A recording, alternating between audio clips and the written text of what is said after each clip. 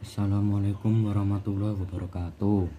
Kami dari kelompok 1 akan menjelaskan tentang zat yang dibutuhkan tubuh, kebutuhan kalori, dan hasil uji kandung makanan. Karbohidrat. Karbohidrat merupakan senyawa organik yang mengandung molekul karbon, hidrogen, dan oksigen. Karbohidrat memiliki beberapa fungsi sebagai berikut: sebagai sumber energi, mengatur proses metabolisme, menjaga keseimbangan asam dan basa, membantu proses penyerapan kalsium, mencegah terjadinya konstipasi, sebagai bahan pembentuk struktur sel, jaringan, dan organ tubuh. Ada 3 jenis karbohidrat, yaitu gula, pati, dan serat. Gula disebut karbohidrat sederhana. Contoh makanan yang mengandung gula antara lain buah-buahan dan madu. Adapun pati dan serat disebut karbohidrat kompleks. Pati ditemukan pada beberapa jenis makanan seperti kentang, nasi, dan jagung. Sedangkan serat ditemukan di dinding-dinding sel tumbuhan. Protein. Protein merupakan senyawa organik yang mengandung molekul karbon, hidrogen, oksigen, nitrogen, dan kadang-kadang mengandung sulfur dan fosfat. Protein memiliki fungsi sebagai berikut.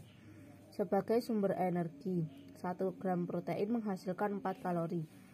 Mengganti sel-sel tubuh yang rusak, mengatur keseimbangan cairan dalam jaringan, sebagai bahan baku pembuatan enzim, hormon, antibodi, dan hemoglobin. Berdasarkan sumbernya, protein dibagi menjadi 2, yaitu protein nabati dan protein hewani. Protein nabati dapat diperoleh dari kacang-kacangan, sedangkan protein hewani dapat diperoleh dari daging, ikan, susu, dan telur.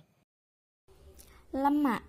Lemak atau lipid merupakan senyawa organik yang tersusun atas unsur karbon, hidrogen, oksigen, serta kadang-kadang fosfor dan nitrogen. Lemak memiliki beberapa fungsi sebagai berikut. Sebagai sumber energi terbesar, 1 gram lemak menghasilkan 9 kalori.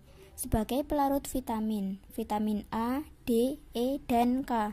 Sebagai komponen membran sel dan garam empedu. Sebagai bantalan lemak untuk melindungi tubuh dari suhu lingkungan yang rendah.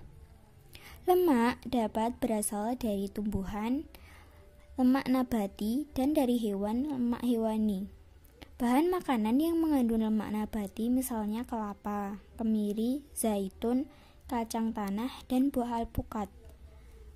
Bahan makanan yang mengandung lemak hewani misalnya daging, keju, mentega, susu, telur, kuning telur, dan ikan segar. Vitamin. Vitamin adalah molekul-molekul organik dengan beraneka ragam fungsi yang diperlukan. Vitamin berperan dalam pertumbuhan dan pembentukan sel sebagai koenzim atau pengaktifan enzim, serta mempertahankan fungsi jaringan supaya normal berdasarkan kelarutannya. Terdapat 2 jenis vitamin, yaitu vitamin yang larut dalam lemak, vitamin A, D, E, dan K, serta vitamin yang larut dalam air, vitamin B dan C. Vitamin D dapat disintesis dengan tubuh ketika kulit terkena sinar matahari. Mineral. Mineral adalah padatan senyawa kimia homogen non-organik yang memiliki bentuk teratur yang terbentuk secara alami. Manfaat.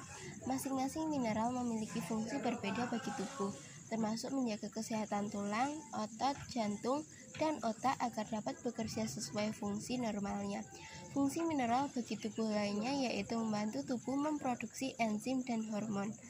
Jenis-jenis mineral yang diperlukan tubuh: natrium, misal garam dapur; kalium, misal susu dan telur; kalsium, misal susu, sayuran hijau, dan keju; magnesium, misal susu dan daging; fosfor, misal susu dan ikan; zat besi, misal sayuran hijau; yodium, misal garam beriodium; fluor, misal kuning telur; serta seng, misal hati dan daging.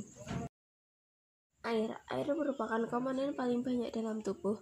Tubuh kita membutuhkan 2,5 liter air setiap harinya untuk menggantikan cairan tubuh yang hilang dalam bentuk keringat, uap air, dan urin. Fungsi air bagi tubuh yaitu mengatur suhu tubuh, melembabkan jaringan mulut, mata, dan hidung, melindungi organ vital tubuh dan jaringan tubuh, membantu mencegah sembelit, mengurangi beban kerja ginjal dan hati dengan membuang kotoran keluar dari tubuh, melumasi persendian, serta membawa nutrisi dan oksigen ke seluruh jaringan tubuh.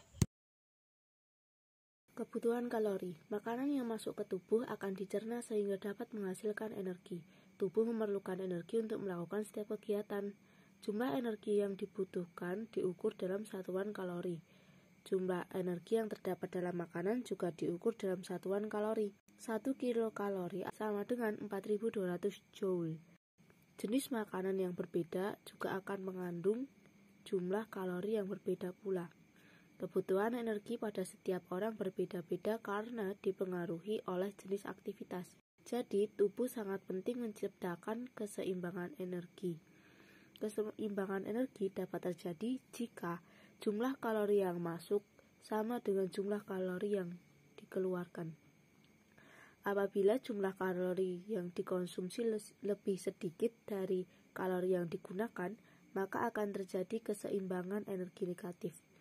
Akibatnya, berat badan menjadi berkurang.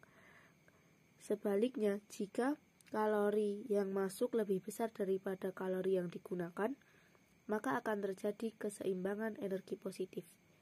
Akibatnya, berat badan akan meningkat.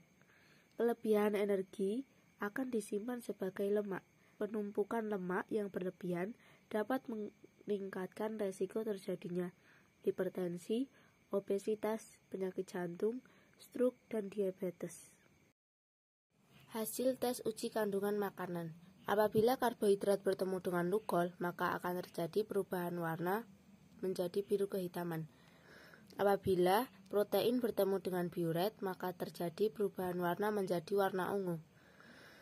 Apabila glukosa bertemu dengan benedik, maka terjadi perubahan warna menjadi merah bata. Apabila lemak bertemu dengan kertas buram, maka terjadi perubahan warna menjadi transparan. Sekian dari kelompok kami. Apabila ada salah pengucapan kata, mohon dimaafkan. Wabillahi taufiq wal hidayah. Wassalamualaikum warahmatullahi wabarakatuh.